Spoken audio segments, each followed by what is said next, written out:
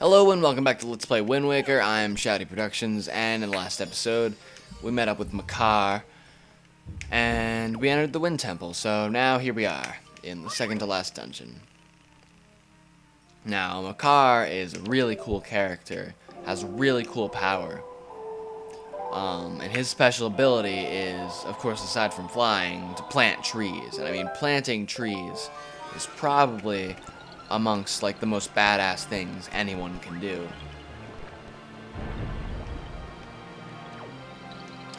Like if you wanted to really be extreme and live your life on the edge, I would go like plant a bunch of trees.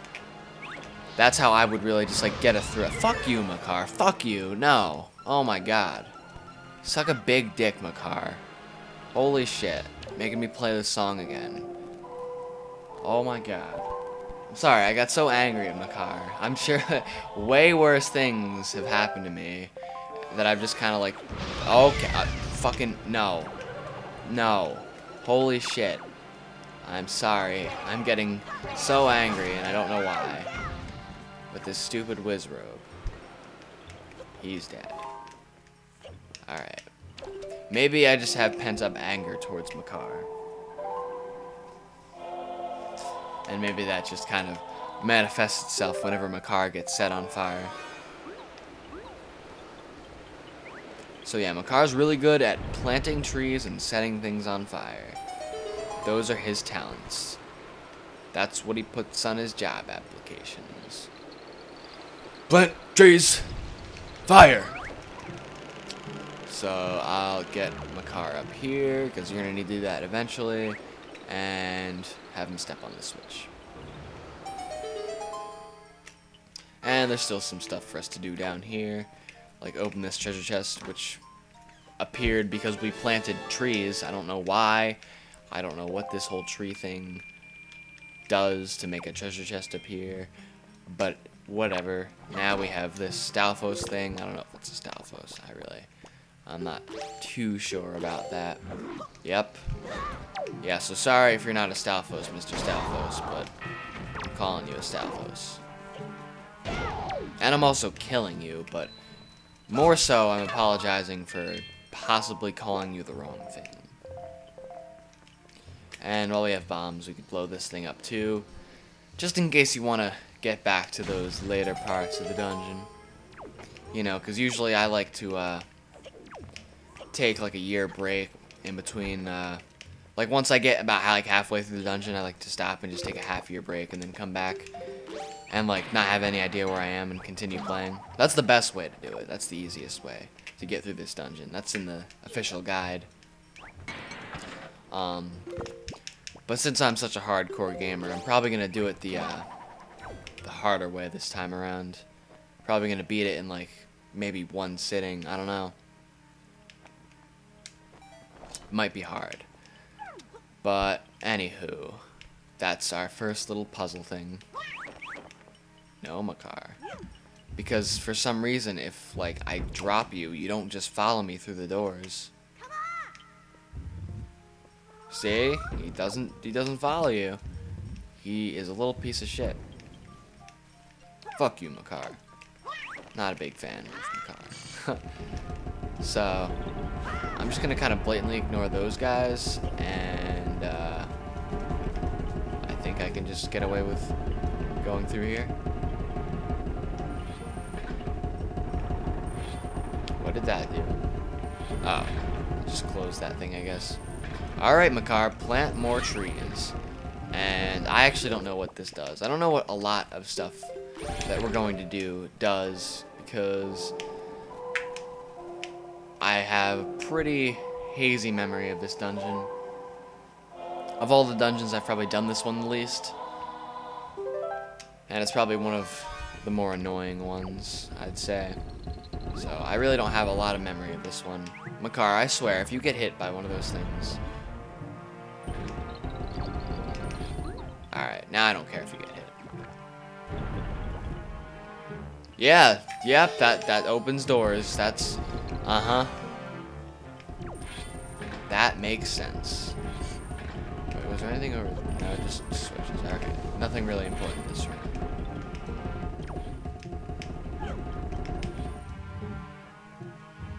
Alright, Makar. So, locked door and place for you to plant stuff. So, you know, Makar, I really hope you don't, like, ever get stolen by, floor masters. That'd be a shame. Alright, so just, if you're gonna do anything, Makar, just watch out for, floor masters. That's my one request. Just don't get, captured or lost or anything, because I'm not saving you. I'm not gonna save you. Why would I save you? You can do nothing that I can't do. I mean, I guess you can fly, but, like, I could plant trees. Planting trees is not a unique skill. It's not something that only Makar can do. But that was the best they could come up with. Oh, Makar, would you look at that? You got captured by floor masters. So I hear if you get captured by floor masters, you're a faggot. Now, before we continue, you want to jump down here, I think, because I believe there is a Tingle statue thing. So let's get out our trusty Tingle tuner. And, actually, I probably should have had my Game Boy Advance on.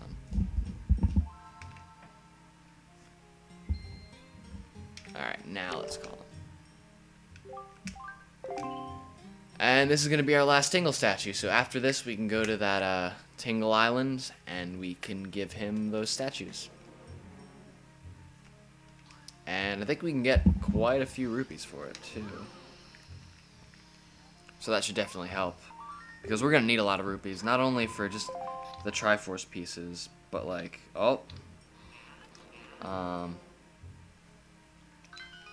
there we go. But like also for some of the stuff we have to buy, like from Beetle, because we need to buy a heart piece and like a treasure chart. So we're going to need a lot of rupees.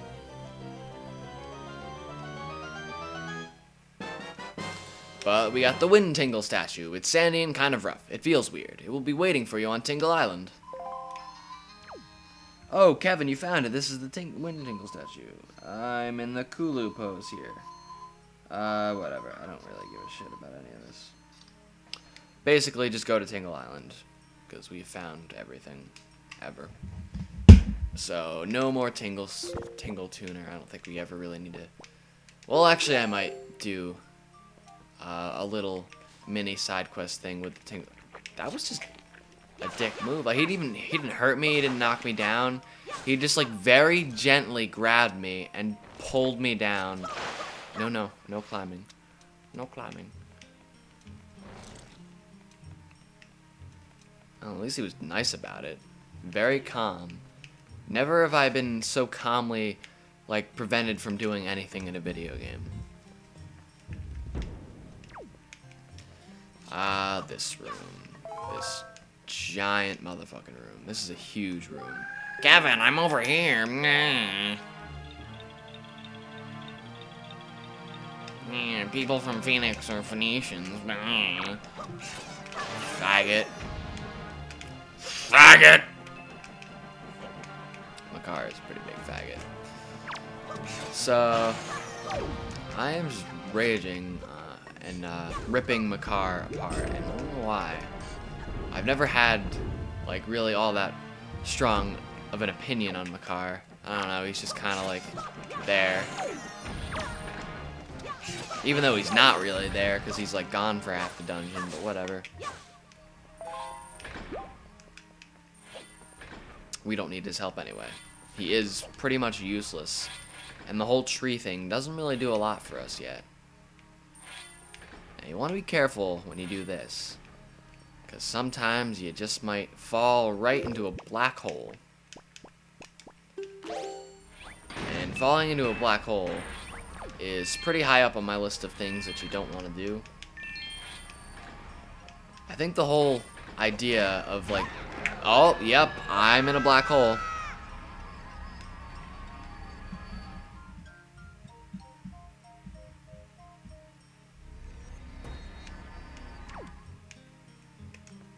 Oh, you really got me. Man, that really sucks. Wow. Take me back to the central room of the dungeon. Whew. You're a bad guy. You're a real villain. Fuck you, though. Like, really?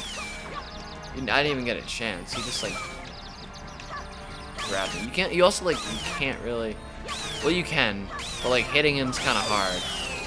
And, like, if you just keep smashing B, you'll get closer and closer to him, and then you'll just be, like, standing right in front of him, and he can just, like, grab you.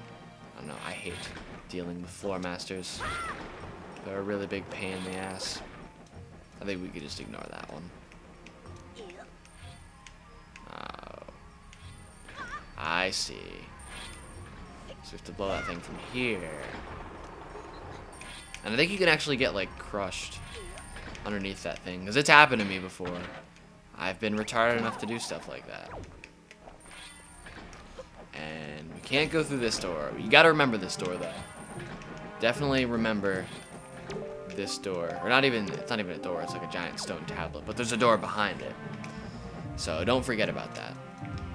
Because it's pretty easy to get lost in this dungeon at certain parts. Just, you could, like, very easily lose track of where you've been. I don't know, it's just, can be difficult to know, like, where you are. Alright, good. Oh, completely missed that switch. But, you know, it really helps. Like, you can work around this by, like, playing through the half the dungeon and then, like, stopping. Like, and then playing it again a year later. That's probably the best way to get through this dungeon without getting lost at all, I think. I hope Paper Mario Guy watches this. If Paper Mario Guy doesn't watch this, then me making fun of people who play halfway through this dungeon and then stop for a year will make no sense to anyone. But I don't really care. Maybe that is an actual strategy that people like to employ. I don't know. But this is definitely a room where it's going to help to have a double magic bar. Because, well, this dungeon in general is just a good place to have a double magic bar, actually. Because it is the Wind Temple, so there's a lot of wind. And where there's wind, there's, like, places to use your leaf. So, definitely have the double magic bar for this dungeon. Because it's really annoying when you're trying to fly somewhere and you just run out of magic power. And honestly, I don't think it's impossible with double magic bar. Like, you could do it. It's just going to be a pretty big pain in the ass.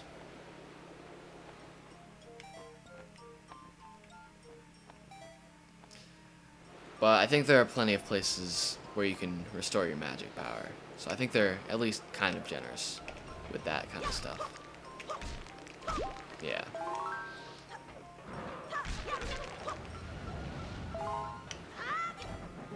But this is definitely one of the more like large dungeons and more confusing. Like, it's not very linear at all. It's pretty I mean, none of the dungeons really actually look all that big when you look at them from the map.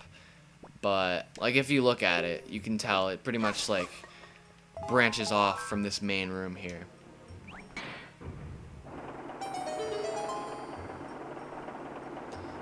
It's like one of those temples that aren't just, like, wide, but they're also tall.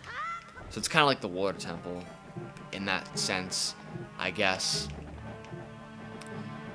You can actually kind of compare this to the water temple, because the water temple, I think what makes the water temple so confusing to some, let's just jump down, whatever, I don't care.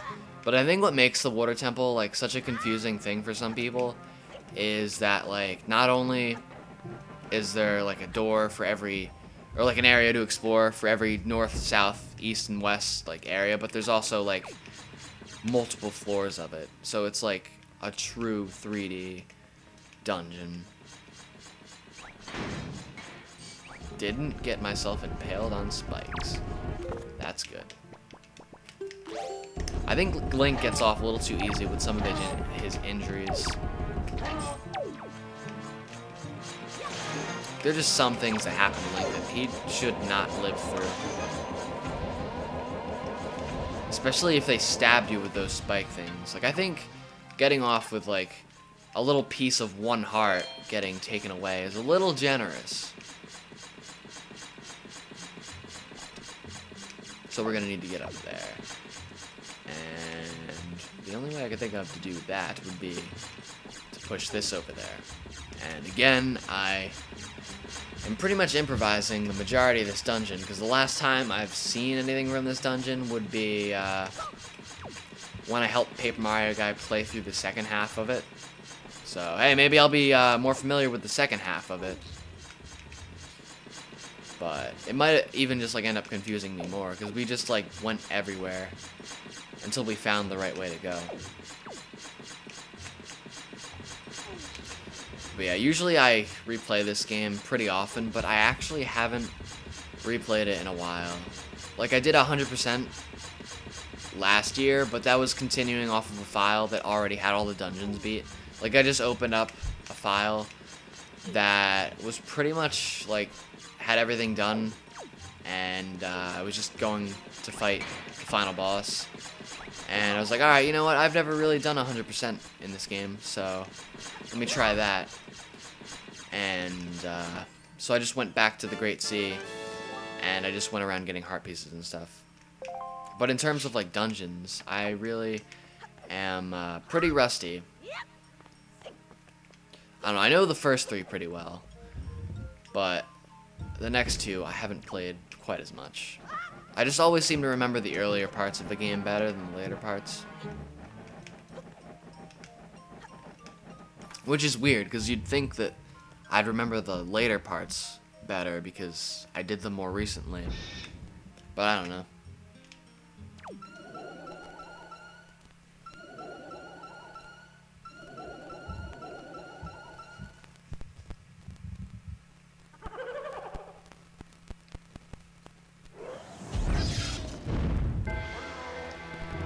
Alright, so this dungeon is pretty fond of just having these big rooms and just making you fight all these enemies.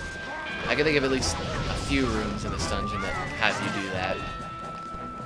And, I mean, there's nothing wrong with that. It's pretty, I don't know. It's okay, I guess. I don't mind fighting all these enemies. I think the battle system in Wind Waker is pretty solid.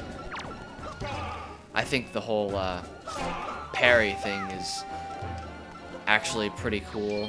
And it's not in any other Zelda game, really.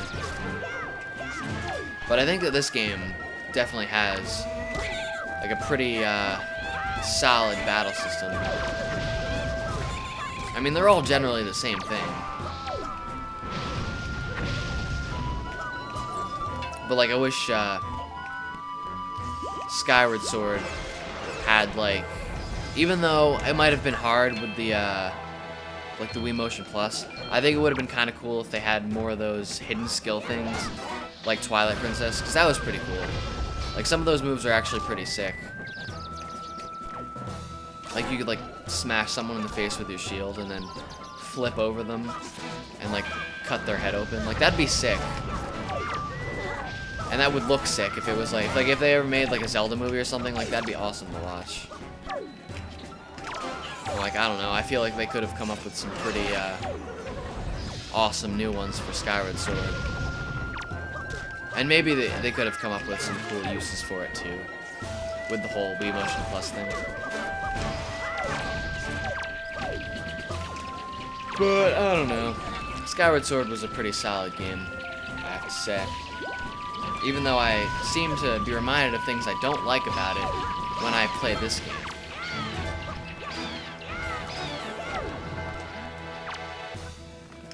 And actually, ever since I've played Skyward Sword, I've had the urge to play Wind Waker. Or not Wind Waker, fuck, Twilight Princess. Just like a normal 3D Zelda game. Because Skyward Sword is just so, I don't know how to describe it, but like, everything's a puzzle. Like, you don't really get a break from the puzzles. It's kind of like, I don't know, 'cause most Zelda games go back and forth between, like, exploring and then feel like I've been doing this for a really long time. Am I supposed to kill? Is someone spawning enemies? Am I forgetting something important? I might be. Is this one of those guys that, like, makes more enemies every time you kill them? I feel really stupid if that was true. I don't know. I think I'm gonna kill this Wizrobe, just to be sure. I don't know, or I'll try killing these guys, and we'll see if he makes more.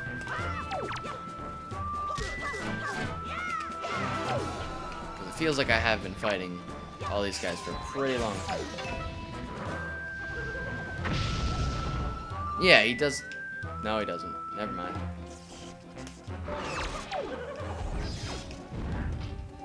Yeah, he does. He does.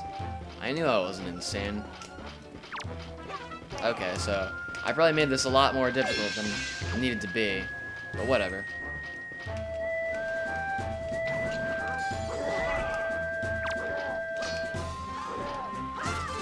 At least you could get some Knight's Crests if you didn't have 10 of those yet. I really should have gone to pick up that new move, though. I mean, I don't really use it all that often because it makes you dizzy and kind of, I don't know, leaves you helpless. But I probably should have picked that up. Yeah, so I probably should have killed that guy first. I probably made this a lot more difficult, but whatever.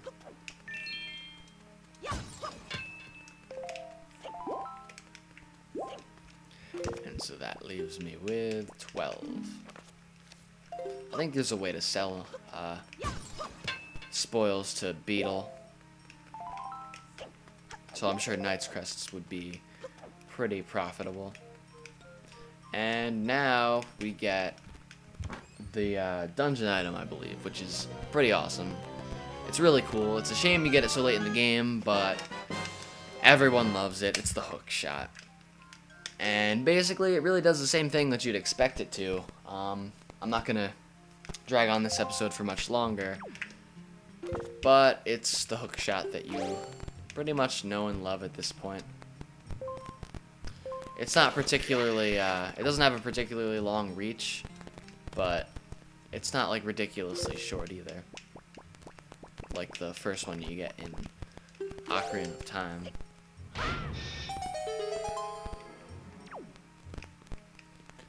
And so that's it for this room. And we can actually hookshot onto those trees that Makar can plant. And it has another few nifty uses, so not just grappling onto stuff. But anyway, I am Shady Productions. Thank you very much for watching, and I'll see you next time.